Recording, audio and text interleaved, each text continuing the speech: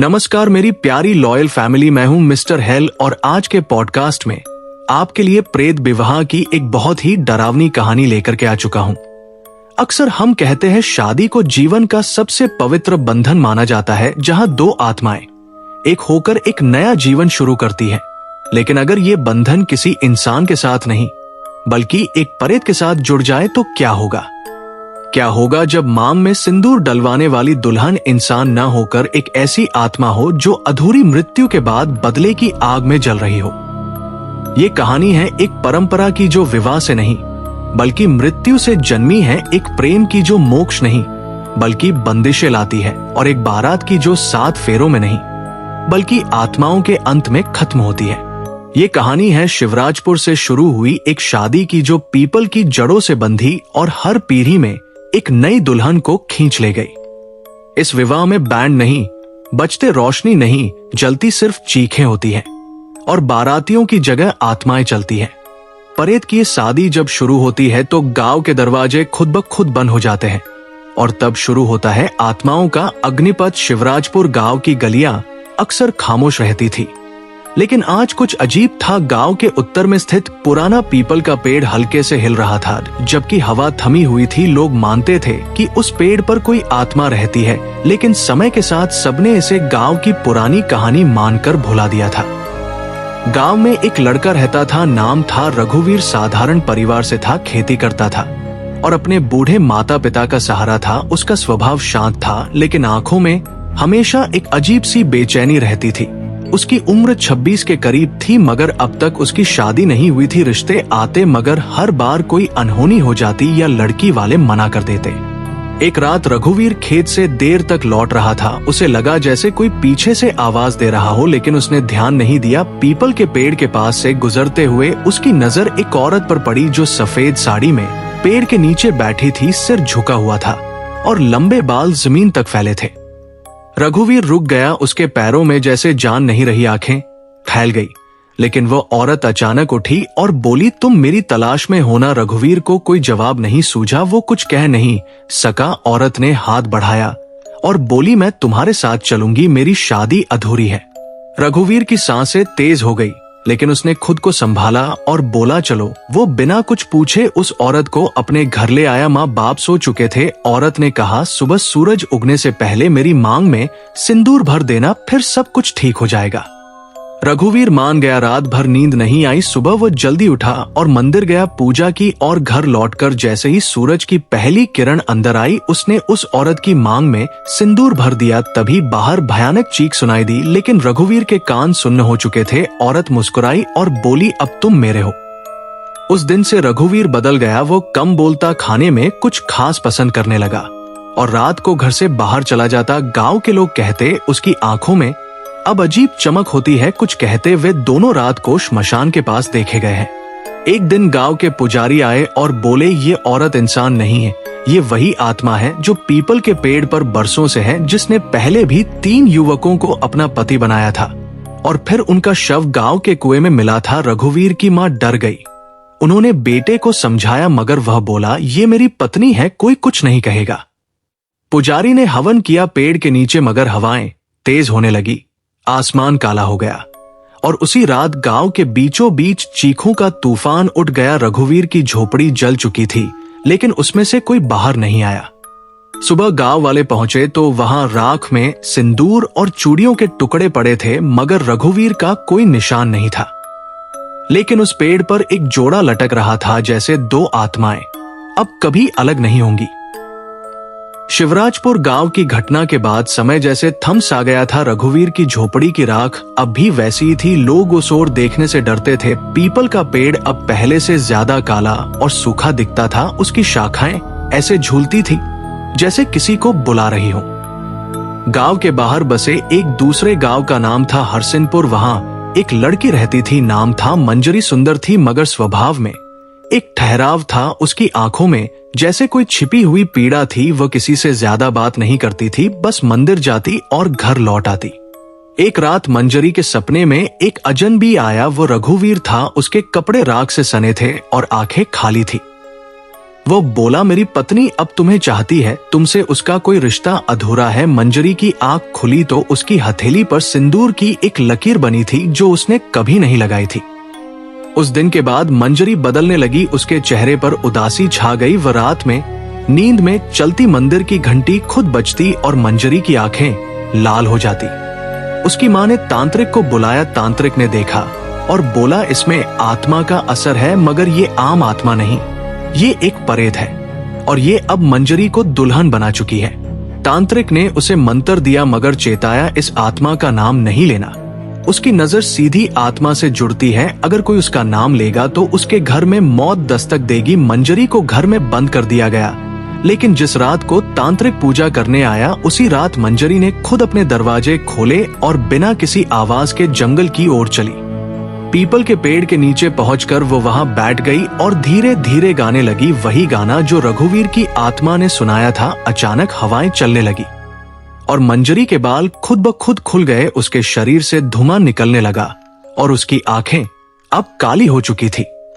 रघुवीर की आत्मा वही खड़ा था पेड़ के पास। मंजरी के गले में उसने काले धागे से कुछ बांधा और बोला, अब तुम मेरी पत्नी की साड़ी में हो, तुम्हें उसकी जगह लेनी है क्योंकि वो तुम्हारे अंदर रहना चाहती है। मंजरी के शरीर में झटका आया और उसकी चाल बदल गई। अब वो मंजरी नहीं रही, वो अब उस आत्मा की बाहरी परछाई बन चुकी थी। सुबह जब लोग जंगल में पहुंचे तो मंजरी अकेली बैठी थी, मगर उसकी आंखों में मासूमियत नहीं थी। कोई पहचान नहीं पाया कि अब वो कौन है। उस दिन से हरसिनपुर में अजीब घटनाएं होने लगी। लड़कियों की चूड़ियां खुद ब खुद टूटने लगी। कुएं से रात को किसी के रोने की आवाजें आने लगी। एक बच्चा जो मंजरी के पास गया था, उसकी आंखों की रोशनी चली गई। गांव के बुजुर्गों ने फैसला किया मंजरी को गांव से बाहर किया जाए, लेकिन जब वे उसे लेने गए तो मंजरी पहले से तैयार थी। उसने कहा, मैं किसी की दासी नहीं, मैं रघुवीर की पत्नी हूं और इस गांव को अब वो खुद चुनेगी। तभी पेड़ की एक शाखा जमीन से निकली और एक आदमी की टांग पकड़ ली। गांव वाले चीखने लगे, मगर मंजरी सिर्फ मुस्कुरा रही थी। अब मंजरी रघुवीर की आत्मा का माध्यम बन चुकी थी और उसकी आंखों से अब कई आत्माएं झांक रही थी। मंजरी अब हरसिनपुर में नहीं थी, वो वहां की सीमाओं से बहुत दूर जा चुकी थी। शरीर तो उसका था, लेकिन आत्मा अब किसी और की थी। लोग मानते थे कि वो परेत अब मंजरी के शरीर में पूरी तरह घर कर चुका है।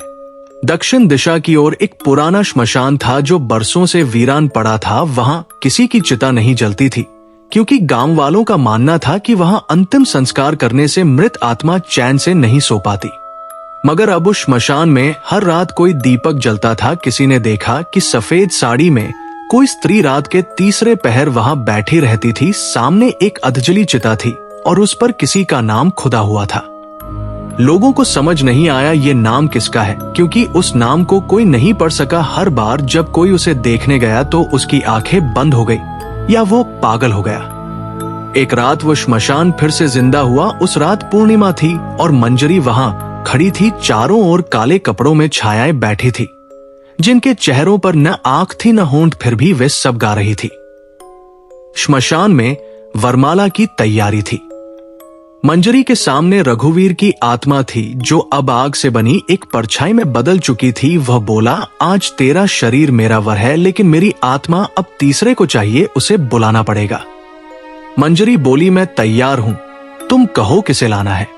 रघुवीर ने जवाब दिया, गांव के उत्तर में एक लड़का रहता है, उसका नाम माधव है। उसकी आत्मा पवित्र है, मगर उसके भीतर भय है और भय से ही परेत शक्तिशाली होता है। उसे लाओ, तभी हमारी अगली यात्रा शुरू हो सकेगी। उस रात मंजरी गांव लौटी और सीधा माधव के घर पहुंची। माधव उसकी आंखों में देखते ही डर गया, क्योंकि उसके चेहरे पर मंजरी की परछाई नहीं बल्कि किसी और स्त्री की झलक थी। मंजरी बोली, तुम मुझसे डरो मत, मैं तुम्हारा अतीत हूं।